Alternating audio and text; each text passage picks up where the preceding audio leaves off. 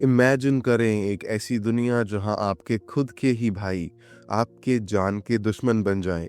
एक ऐसी दुनिया जहां सीक्रेटली शादी करना श्राप बन जाए और जहां पॉइजन बाइबल एक मॉडर्न वेपन की तरह यूज हो। ये दुनिया है जॉन वेबस्टर के एक famous play the Duchess of Malfi की।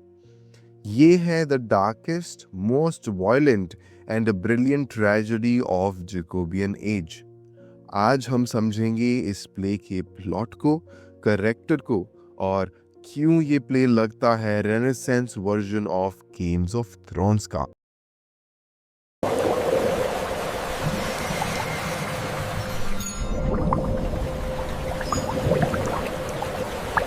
प्ले सेट है इटली में, जो कि लिखा गया था 1612 से 13 के आसपास और पब्लिश हुआ 1623 में। प्ले का जॉनरा है रिवेंज ट्रेजेडी, जैकोबियन ट्रेजेडी। ये प्ले जैकोबियन एज में लिखा गया था, जिसकी टाइमलाइन है 1603 से 1625। ये प्ले इंस्पायर्ड है रियल हिस्टोरिकल इवेंट से, जो दर्शाते हैं जैकोबियन एज के डार्क और करप्ट सोसाइटी को। We must be swift. Marry me now, in secret. I know the risk, but I cannot live without you. Say you will. Antonio France से वापस आता है और पॉइंट आउट करता है कि फ्रांस की गवर्नमेंट कितनी ज़्यादा हेल्दी और वेल रन है, जबकि माल्फी का सिस्टम बिल्कुल ब्रोकन और करप्ट है। डचेस के अब दो भाई हैं, फर्डिनेंड जो कि ड्यूक है कैलेब्रिया का, और द कार्डिनल। उसे दोबारा शादी करने से वो दोनों सख्त मना कर देते हैं, क्योंकि वो उसकी प्रॉपर्टी और ब्लडलाइन दोनों को कंट्रोल करना चाहते हैं। वो बसोला को डचेस के अस्तबल में एक अंडरकवर स्पाई बनाकर भेजते हैं, क्योंकि बसोला बहुत ही ज़्यादा कड़वे मिजाज का आदमी है और वो उनके सारे काम करने के लिए तैयार हो जाता है। डचेस अपनी भाइयों की तानाशाही नेचर से तंग होकर उनके जो रूल्स बनाए हैं उन्होंने उसको सख्त मना किया है जो शादी करने के लिए, उसको रिजेक्ट कर देती है और वो चुपके से छुप कर एक सीक्रेट मैरिज कर लेती है अपने स्टीवर्ड एंटोनियो के साथ।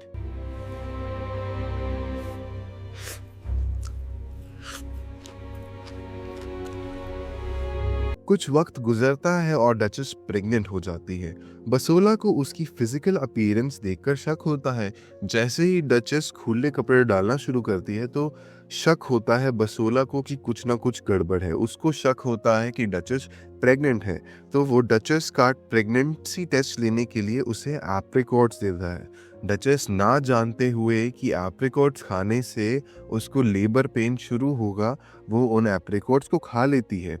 कुछ ही समय बाद डचेस को लेबर पेन शुरू हो जाता है। एंटोनियो इस बात को छुपाने के लिए अफवाह फैला देता है कि डचेस को जहर दिया गया है और पूरे पैलेस को, पूरे महल को बंद कर दिया जाता है, लॉकडाउन कर दिया जाता है। अब एंटोनियो जल्दबाजी में अपने नवजात शिशु का, जो उसको लड़का हुआ है, उसका होरोस्कोप गिरा देता है। होरोस्कोप मतलब अपनी जो कुंडली बनवाता है उसकी अपने बच्चे की, वो गलती से वो गिरा देता है और वो होरोस्कोप हाथ लगता है बसोला के। बसोला को वो मिल जाता है, जिससे बसोला को कंफर्म हो जाता है कि बच्चा पैदा हुआ है। बसोला ये खबर दोनों भाइयों तक पहुंचाता है। फर्डिनेंड गुस्से में पागल हो जाता है और अपनी बहन को पता नहीं क्या क्या बोलने लगता है।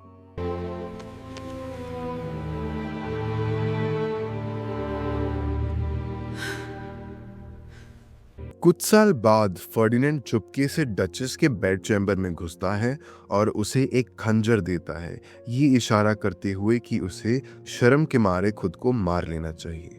इस समय डचेस 3 बच्चों की मां बन चुकी है। एंटोनियो को बचाने के लिए डचेस एक झूठ का सहारा लेती है। वो यह झूठ फैलाती है कि एंटोनियो ने डचेस से पैसे की चोरी की है, ताकि एंटोनियो वहां से भाग सके। बाद में डचेस बसोला को सब सच बता देती है, ये बिना जाने कि वही असली स्पाई है। कार्डिनल को जब ये पता चलता है, कार्डिनल डचेस से उसके सारे टाइटल छीन लेता है और उसकी फैमिली को बैनिश कर देता है। एंटोनियो और उसका बड़ा बेटा तो बच निकलते हैं, लेकिन डचेस और उसके छोटे बच्चों को फर्डिनेंड के आदमी कैप्चर कर लेते हैं।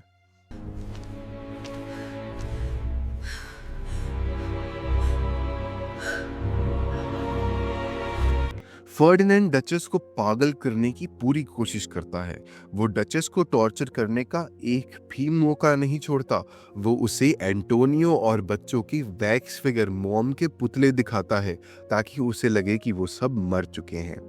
वो डचेस के कमरे में पागल लोगों का एक ग्रुप छोड़ देता है ताकि डचेस डर जाए। अब बसोला डचेस को मारने के लिए आता है, पर डचेस बसोला का डटकर सामना करती है। वो भीख नहीं मांगती अपनी जान की, वो मर्सी के लिए बिल्कुल भी प्लीड नहीं करती है। वो एक स्ट्रॉन्ग वुमेन की तरह अपनी जान देती है और एक आइकॉनिक डायलॉग बोलती है, I am duchess of Malfi still. Duchess, उसकी मेड कैरियोला और उसके बच्चों का गला घोंटकर कत्ल कर दिया जाता है। डचेस की बॉडी को देखकर फर्डिनेंड को अचानक पछतावा होता है और वो लाइकेंथ्रोपी का शिकार हो जाता है। उसे लगने लगता है कि वो एक भेड़िया है, एक वुल्फ है।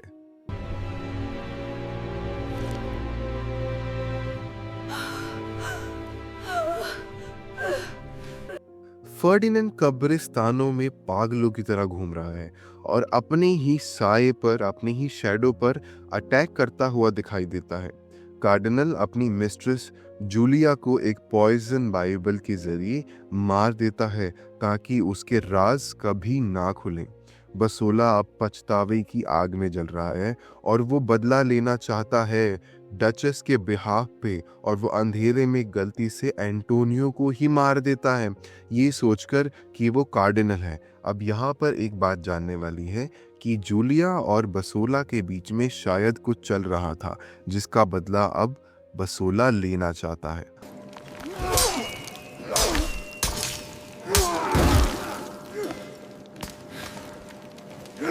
अब होता है प्ले का फाइनल ब्लड बाथ।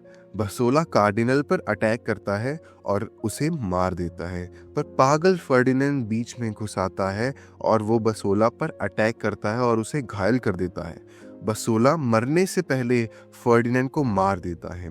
एंड में सिर्फ डचेस का बड़ा बेटा बचता है जिसको नया शासक बनाया जाता है, जो सिर्फ एक लौती उम्मीद है माल्फी के लिए। तो दोस्तों, ये था द डचेस ऑफ माल्फी का एक कंप्लीट ब्रेकडाउन। एक्ट 5 के ख़त्म होते होते वेबस्टर की एक ग्लूमी दुनिया पूरी तरह से कोलैप्स हो जाती है। फर्डिनेंड, कार्डिनल, बसोला और डचेस एंड में कोई भी नहीं बचता। लेकिन ये प्ले सिर्फ एक रिवेंज ट्रेजेडी या ब्लड बैथ नहीं है। ये कहानी है एक ऐसी औरत की जिसने करप्शन और मर्दशाही राज्य के बीच अपनी पहचान नहीं खोने दी। जब डचेस कहती है I am duchess of Malfi still, तो वो सिर्फ अपना टाइटल नहीं बता रही है, वो दिखा रही है कि मौत के सामने भी उसकी डिग्निटी इंटैक्ट है। पावर लाइफ को ख़त्म कर सकती है पर सोल और आइडेंटिटी को बिल्कुल भी नहीं। अब आप मुझे कमेंट सेक्शन में बताएं, आपको क्या लगता है, क्या बसोला एक विलन था या वो सिर्फ हालात का मारा एक विक्टिम था? I'd love to hear your theories। अगर आपको ये एक्ट बाय एक्ट एनालिसिस पसंद आया है तो वीडियो को लाइक ज़रूर करें और चैनल को सब्सक्राइब करना मत भूलिए। मिलते हैं अगली वीडियो में एक नई कहानी और एक नए ब्रेकडाउन के साथ। Till then, happy reading.